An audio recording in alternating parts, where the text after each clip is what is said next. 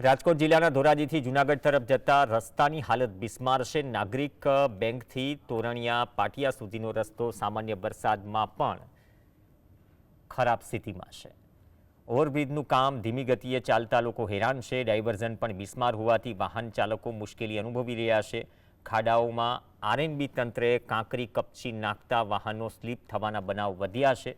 જિલ્લા ભાજપ ઉપપ્રમુખ રાજુ બાલધાએ આ બાબતે સ્વીકાર કર્યો। સ્થાનિક ભાજપે ધારાસભ્યને વહેલી તકે કામ પૂર્ણ કરવાની રજૂઆત કરી। જે બ્રિજનું કામ ચાલી રહ્યું છે તે પણ ખૂબ જ ગોકળ ગતિએ ચાલી રહ્યું છે।